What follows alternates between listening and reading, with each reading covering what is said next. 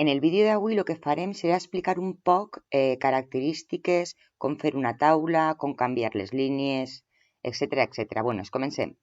El primer de tot és inserir una taula. Evidentment, com veieu ací, estem en un document del Google. Doncs vaig a insereix taula. En insereix taula, a la dreta, me surten uns quadradets, que són les celdes, el número de celdes que vull, tant les que n'hi ha en una fila com les columnes que vull. I ara vull fer una taula de 5x4. Bé, jo pitge i tinc una taula de 5x4. Però què passa? Que potser a la part de dalt, que jo tinc 5 celdes, vull posar un títol. Clar, si jo poso el títol i poso fusta, apareix en la primera. Què puc fer? Seleccionar les celdes que vull que només siguin una. Les seleccione, botó dret del ratolí, combina les celdes i me posa només una celda. Convendria que el títol estiguera enmig, doncs me vaig a alinear els elements i enmig. Molt bé.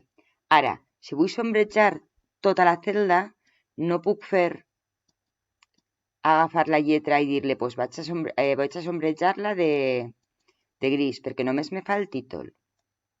El que faré serà, en els 3 puntes de la dreta, agafar un símbol que pareix una cubeta de color i seleccionar el color.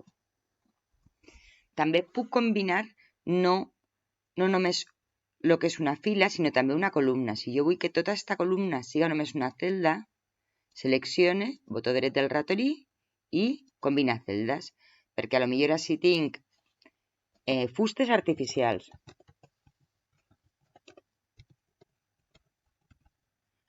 I vull posar així tipus de fustes artificials. Contraplacat,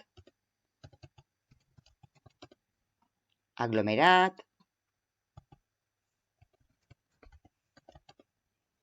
Què passa? Que el contraplacat me l'ha dividit perquè no cap bé.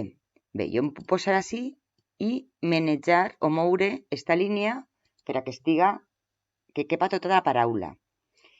Una altra cosa que puc fer és canviar la tipologia de les línies. Jo puc agafar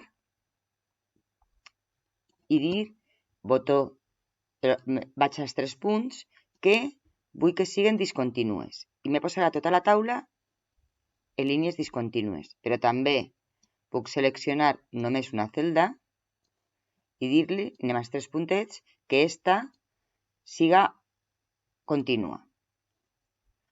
Una altra cosa, l'últim que vaig explicar que podeu fer és canviar el grossor de la línia.